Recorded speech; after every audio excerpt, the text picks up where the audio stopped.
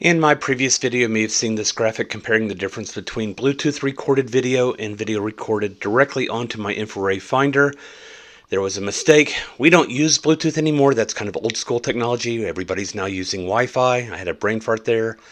My apologies to InfiRay.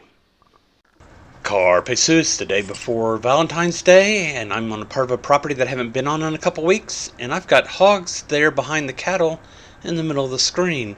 They're out there about 450 yards or so.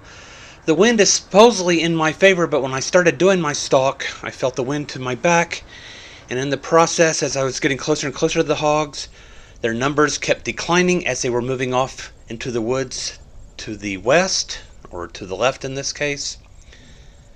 And here they are at about 390 yards. And I moved up a couple hundred more yards, and I don't see any hogs. I checked over this little rise, and then I went around to the side of the woods about 200 yards off to the left to see if the hogs had popped out on the other side. When they didn't, I came back to this side and found them running off back to the east. And so no shots fired, no hogs taken, and they were the only ones I saw that night. The following night, I'm on a property that I haven't been on since deer season, and we've got fresh rooting out in the hay pasture. Some of it's fairly deep, so I'm thinking a pretty good size hog. Now I got set up on top of a hill overlooking the majority of this pasture, and it wasn't too long before I had this hog come in that I hope to get a shot at with my Lone Star Armory TX15 Multipurpose Carbine Enhanced in 6.5 Grendel. And through it I'm going to be shooting some Federal TNT 90 grain bullets loaded by Druid Hill Armory and the Starline Brass, and all of that's going to be on my man-bully tripod. Check the description for a link and discount code. Now I've moved up, and the boar's at about 175 yards now, and you can see the left-hand side of the screen doesn't look quite clear. That's because I've forgotten to nuke the scope, which calibrates the scope in order to make the image a little bit more clear. I'm moving up again, and I'm a good bit closer, and I've got a clear line of sight on the hog. The wind really isn't a problem. The hillside's actually blocking most of the wind at this point. I get zoomed in. It's at about 130 yards.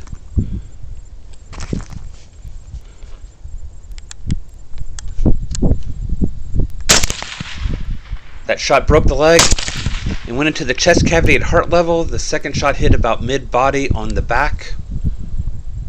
Sounded like 2 hits. But he's up and moving. And a final quality assurance shot at 85 yards. Sounded like 4 hits.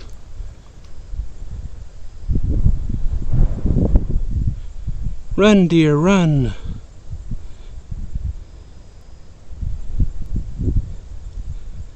That's going to be a decent sized boar. Hot diggity dog. Especially when hunting alone, this is how I like to approach the hogs, just to make sure that they aren't still alive. I approach from the rear. I check to see if they are breathing or not, and if I don't see them breathing, I try to give them a little physical stimulation. If I don't get any response from that, I come around to the front side, the dangerous side, and do a little corneal reflex or blink reflex check by touching the eye with a long object to see if it blinks. If it doesn't blink, then it's probably not alive. So I'm good to go to move the hog around. As suspected, this was a pretty good size hog, coming in at 230 pounds. Brass Catcher by Tactical Brass Recovery. After dealing with that boar, I went back to the top of my hilltop, and about an hour and a half later saw another hog coming in the same pasture where I killed the first hog. And here I'm getting video with the InfiRay Finder, and it's going to be Wi-Fi recorded. I've started the video, and I'm getting my rifle set up, and this third hog comes in, and I don't even see the third hog. I don't even know it's there at this point. The wind is blowing off to the right, and it's windy up on top of the hilltop.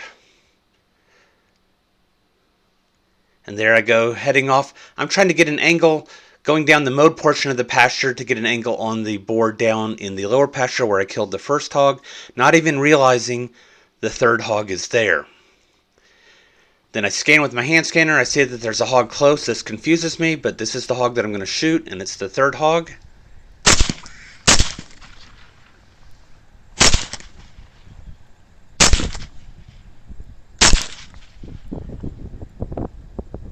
and he just does not want to go down. Finally, he starts bunny hopping, which is a good sign that his mobility is fairly well ruined. And he's down at 65 yards, and a final quality assurance shot, and he is done. There he goes. A little curly shuffle with no head lifts, and he is undoubtedly dead. The first shot on this hog went through the shoulder, breaking it, and was a heart shot, leaving a massive blood trail, as you can see blooded out on the screen. And you may be wondering why I shot him so many times, especially if I shot him in the heart to start with, and that's because I don't like the hogs to run. If they run, they're that much more trouble to find, and so the object is to try to break them down, get them to bleed out more, or hit something vital and get them to stop sooner so that I don't have to search for them nearly as much. This boar came in at 135 pounds. I have no idea what happened to the second hog. It took off running off to the left, and I didn't see it again. And then a little while later, mist and fog set in, and I went ahead and called it a night.